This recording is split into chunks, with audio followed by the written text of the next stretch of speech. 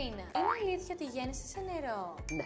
Και σε νερό γέννησα και aqua yoga έκανα και πάρα πολλά ωφέλη πήρα από αυτό, διότι ούτε επισκληρίδιο έκανα, ούτε ταλαιπωρία όπως την πρώτη μου γέννα. Μπορούσα να εκρίνω χαλαρωτικές ορμόνες, να μην νιώθω τα κιλά, να ανοίγει το στέρνο και ήταν πραγματικά το ωραιότερο δώρο που έχω κάνει στον εαυτό μου. Οπότε έκανα τα μαθήματα και αποφάσισα μετά να γεννήσω στο νερό. Και γιατί είναι, Χριστίνα, να έρθει κάποια έγκυος να κάνει aqua yoga? Γιατί όπως σου είπα, τα ωφέλη είναι πάρα πολλά. Οι αναπνοές κατά τη διάρκεια της εγκυμοσύνης παίζουν τεράστιο ρόλο για να μπορέσεις να συνδεθείς με το μωρό και να μην χαθείς σε αυτό το κύμα του πόνου που έρχεται και φεύγει. Συγκεκριμένα κιόλας κάποια στιγμή ήρθε μια σύσπαση πολύ νωρίτερα από τις άλλες. Όμως θυμήθηκα το μέτρημα των αναπνοών και παιδιά όλα μπήκαν σε σειρά. Μπόρεσα και μετέτρεψα τον πόνο σε πίεση και σε δύναμη. Η aqua yoga λοιπόν βοηθάει πάρα πολύ στο να αντεπεξέλθει στην ώρα του τοκετού πολύ πιο φυσικά. Και έτσι να νιώσει και το παιδί ότι τα κατάφερε. Και τι άλλο θέλεις να σου πω για την aqua yoga?